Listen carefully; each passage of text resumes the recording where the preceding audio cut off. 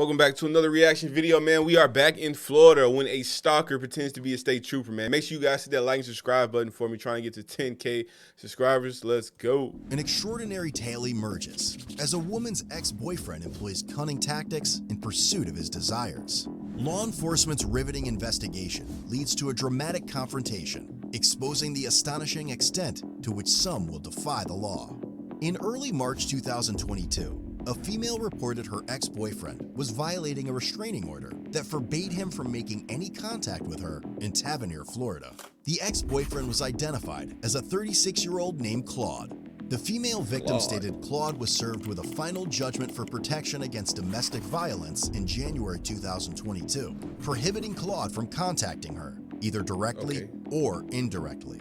Since the restraining order was served, an investigation revealed that he had been disregarding it by making numerous calls, sending texts, and mailing USB devices containing messages to the female. Additionally, he was using a phone application that altered the display number, effectively concealing his true identity when making contact.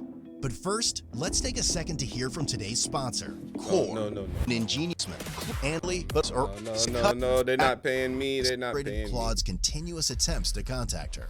These pieces of evidence depicted him trying to persuade the female to withdraw the restraining order against him. Notably, in one of the calls, Claude went to the extent of using a robot voice in an effort to conceal his identity. However, that didn't quite work. In late March 2022, the sheriff's office dispatched received a call on its non-emergency line from an individual claiming to be an off-duty New York State trooper who reported a possibly intoxicated driver driving recklessly. Sheriff's office, this is Ashley. I'm a state trooper from another state. I'm reporting a drunk driver driving northbound on overseas highway. Like, this person's very drunk, very drunk. Okay. Like, give me the description of the vehicle. It's a white truck. Do you know what type of truck, what make? I'm trying to stay away, but this person's really drunk. It's a white Toyota. And what are they doing? Just failure to maintain lane? Yeah, they're swerving everywhere. Okay. What's your last name? Tony. And your first name? Zachary. Yeah, I'm still behind it, and they're swerving really bad. I'm not even kidding. All right. You got a cop over here? There's somebody else dispatching that information out. Okay. Yeah, she's wicked. I'm telling you right now, this person is wicked drunk. Oh my God. While the alleged drunk driver was passing deputies on routine patrol, they noticed the reported vehicle being closely followed by a white vehicle, which then pulled over to the shoulder. Shortly afterward, Claude emerged from the driver's seat and dashed towards the deputy's patrol car. He made the claim that his ex-girlfriend was driving while intoxicated and promptly asked the deputies not to inform her about his call or conversation with them. Deputies soon conducted a traffic stop on Claude's ex-girlfriend and had her undergo standardized field sobriety tests. Wait, I'm kind of confused. I ain't gonna lie. I'm a little confused. The female victim voiced her suspicion that Claude was behind the traffic stop and harassing her. In the end, she showed no signs of impairment and was released. Ma'am, you can put your foot down and go back to your truck. We'll get you out of here in just a second, okay?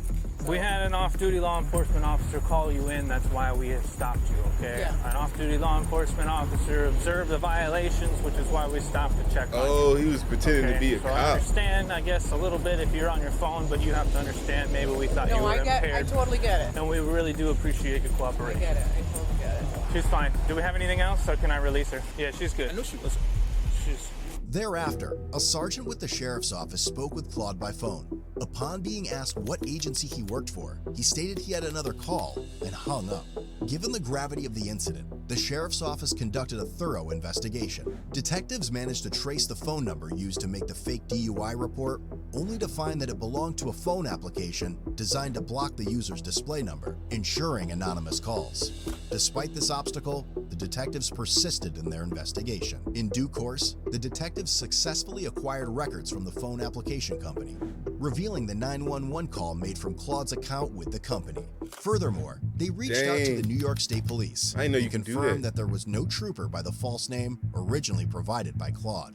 Claude was then contacted again by the sheriff's office, where he provided several excuses for the audio recordings of him.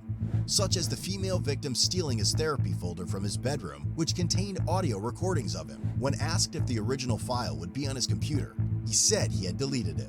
They explained to him that the evidence does not support his claim, and that he may have gone too far trying to get the restraining order dropped.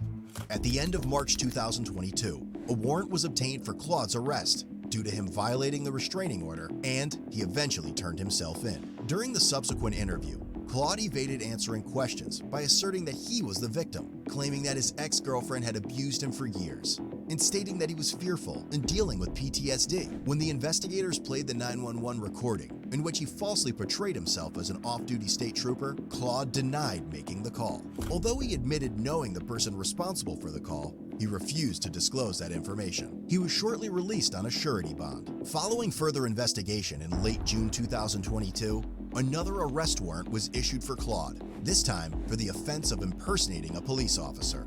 On July 11, 2022, Claude reached out to the sheriff's office and arranged to meet at a designated location in order to turn himself in on the warrant. The return says warrant for impersonating an official, and then also a protection order. Who's the one that put out the warrant? MCSO? Us? Detective O'Neill.